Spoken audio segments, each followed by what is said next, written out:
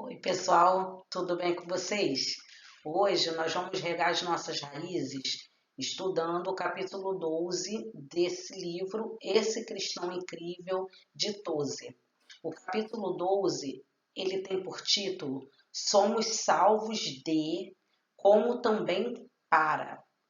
Nós vamos regar as nossas raízes entendendo o que Tozer quis dizer em relação a esse assunto. Somos salvos de, como também para. Eu sou Lucimere, membro da Primeira Igreja Batista em Araruama. Tozer inicia esse capítulo com a seguinte sentença: a Igreja Evangélica Fiel hoje acha-se na desajeitada posição de estar errada enquanto certa, e uma pequena preposição faz a diferença. Um ponto em que estamos errados, embora certos, está na ênfase relativa que damos às preposições para e de procedência, quando acompanhadas da palavra salvos, porque temos estado preocupados com aquilo de que somos salvos, em vez de que com aquilo para que fomos salvos. Então, Tozer ele diz que nós, como igrejas evangélicas de hoje, nós nos preocupamos mais do que do estado do que somos salvos, do que para o que fomos salvos ou somos salvos. E Tozer continua. Paulo, em sua primeira epístola aos Tessalonicenses, diz assim: deixando os ídolos, vos convertestes a Deus para servirdes o Deus vivo e verdadeiro e para aguardardes dos céus o seu Filho. 1 Tessalonicenses 1, versículos 9 e 10. Agora eu vou ler os versículos inteiros. Pois eles mesmos relatam de que maneira vocês nos receberam, como se voltaram para Deus, deixando os ídolos, a fim de servir ao Deus vivo e verdadeiro, e esperar dos céus a seu Filho, a quem ressuscitou dos mortos, Jesus, que nos livra da ira que há de vir. E Tozer ele continua a sua explicação. O cristão está salvo dos seus pecados passados. Ele está salvo também da ira vindoura. Para o cristão, o pecado foi cancelado e a ira foi cancelada também. Então, Tozer ele diz que nós fomos salvos do pecado e da ira. Então, salvos do pecado e da ira, que pelo sacrifício de Jesus na cruz foram totalmente cancelados. E ele continua: o homem que recita constantemente os males da sua vida anterior à conversão está olhando para a direção errada. É como o homem que tenta correr numa competição olhando para trás por sobre o ombro. O que o cristão costuma ser é a coisa menos importante a seu respeito. O que ele ainda está para ser é tudo o que lhe deve interessar. O nosso longo e permanente olhar é para Deus e para a glória que há de ser revelada. Então, o que Tozer está querendo nos dizer é que nós muitas vezes nos preocupamos mais do que nós fomos salvos, que é do pecado e da ira de Deus sobre os pecadores, do que para o que nós fomos salvos. E ele diz que nós não devemos dar muito mais ênfase ao que nós éramos antes de receber a Jesus como Salvador, do que aquilo que nós seremos quando o Senhor Jesus se revelar na sua glória.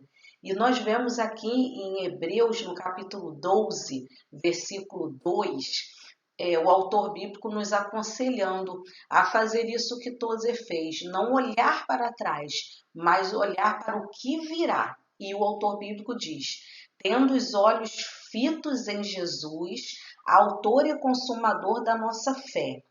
Ele, para a alegria que lhe fora proposta, suportou a cruz, desprezando a vergonha, e assentou-se à direita do trono de Deus.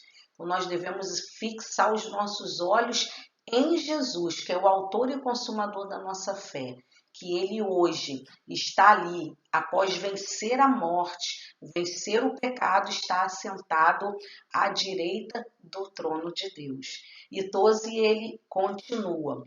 E esquecer é uma arte, e todo cristão deveria tornar-se hábil nessa arte. Esquecer as coisas que ficaram atrás é uma necessidade positiva, se é que havemos de ser mais do que simples bebês em Cristo. Se não podemos confiar que Deus tratou eficientemente do nosso passado, podemos também render-nos e dá-lo como liquidado. Então, se nós confiamos que Deus foi suficientemente poderoso para deixar para trás o nosso passado pecaminoso em Cristo, então nós devemos acreditar que Ele é também suficientemente poderoso para liquidar toda a nossa dívida de pecado para com Ele. Se Deus realmente nos perdoou e nos purificou, então podemos considerá-lo feito e não desperdiçar mais tempo com lamentações estéreis.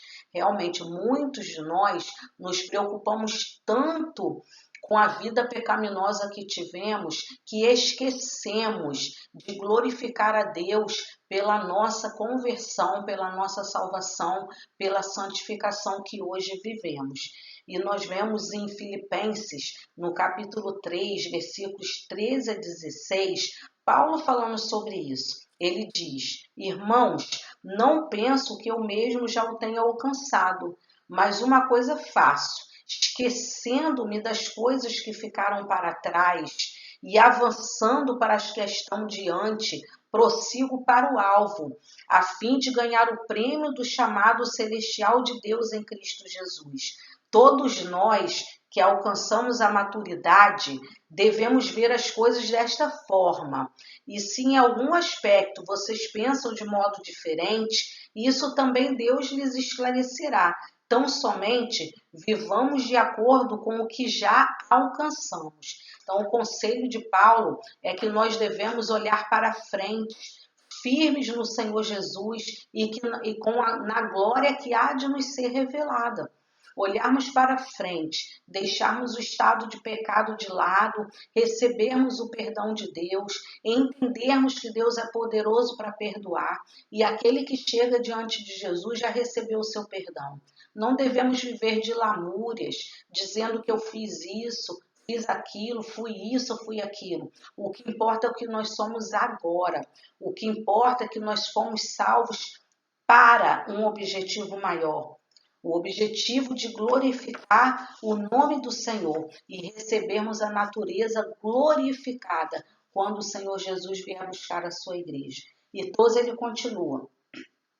Pelo mundo vazio, esvaziado por nossos pecados e fracassos, move-se o bendito Espírito de Deus, trazendo consigo tudo quanto é novo. Vida nova, nova esperança, novas alegrias, novos interesses, novo trabalho com sentido e propósito. E melhor que tudo, um novo e satisfatório objeto ao qual dirigir a arrebatada contemplação da nossa alma.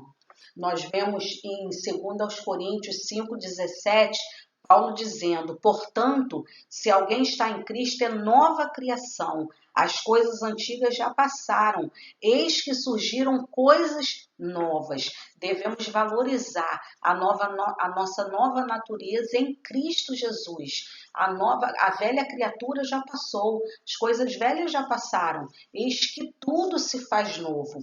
E Tos ele diz: justamente aqui é onde está a fraqueza de muito cristianismo dos dias correntes. Não aprendemos onde pôr a nossa ênfase. Particularmente, não compreendemos que somos salvos para conhecer a Deus, para estar em sua presença assombrosa, mediante o novo e único caminho, e permanecer nessa presença para sempre. Somos chamados para uma eterna preocupação com Deus, o Deus triuno, com todo o seu mistério e majestade. É nosso e nós somos dele. E a eternidade não será bastante longa para experimentarmos tudo quanto ele é de bondade, santidade e verdade. A nossa ênfase não deve ser na vida passada, na vida pecaminosa, mas na nossa nova natureza. A nossa ênfase deve ser para que a salvação nos foi dada por Jesus, para que nós venhamos a desfrutar da companhia maravilhosa de Deus. Hoje já, sentindo a presença do Espírito Santo em nós e também no futuro, quando nós veremos a Deus como Ele é. E Apocalipse, no capítulo 1, versículos 4 a 8, João diz: João, às 7 igrejas da província da Ásia, a vocês, graça e paz da parte daquele que é, que era e que há de vir, dos 7 Espíritos que estão diante do trono e de Jesus Cristo, que é a testemunha fiel, o primogênito dentre os mortos e o soberano dos reis da terra. Ele que nos ama e nos libertou dos nossos pecados por meio do seu sangue e nos constituiu reino e sacerdotes para servir o seu Deus e Pai. A ele sejam glória e poder para todo sempre. Amém. Eis que ele vem com as nuvens e todo olho verá, até mesmo aqueles que o traspassaram, e todos os povos da terra se lamentarão por causa dele. Assim será. Amém. Eu sou Alfa e o Ômega, diz o Senhor Deus, o que é, o que era e que o há de vir, o Todo-Poderoso. Irmãos, nós fomos salvos para glorificar a Deus, salvos do pecado, sim, salvos da ira de Deus sobre os pecadores, sim, mas muito mais do que isso.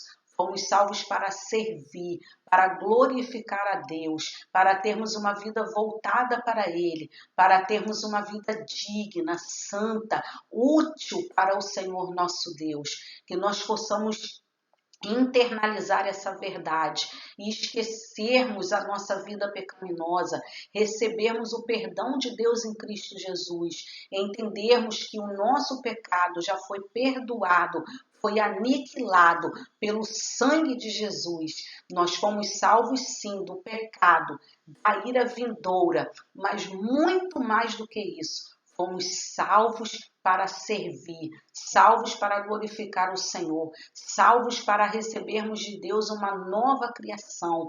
Fomos ressuscitados em Cristo para a honra e glória do nome dele.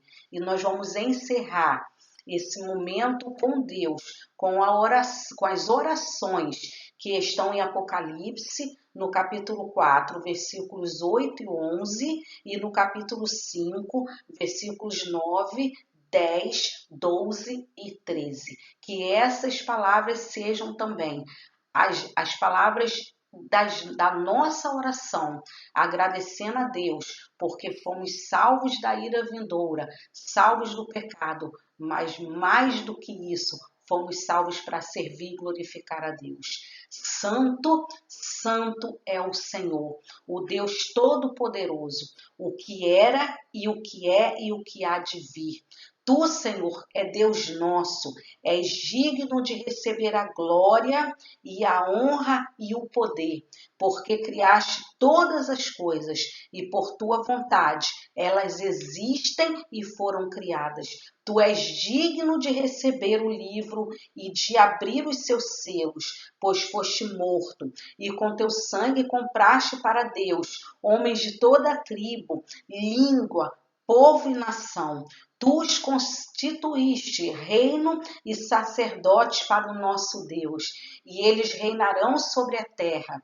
Digno é o Cordeiro que foi morto de receber poder, riqueza, sabedoria, força, honra, glória e louvor. Aquele que está sentado no trono e ao Cordeiro sejam louvor, a honra, a glória e o poder para todo o sempre. Amém. Fomos salvos do pecado, da ira de Deus, mas com ênfase que nós fomos salvos para glorificar e exaltar o Deus Todo-Poderoso. A Ele toda a honra, toda a glória e todo o louvor, hoje e para sempre. Amém.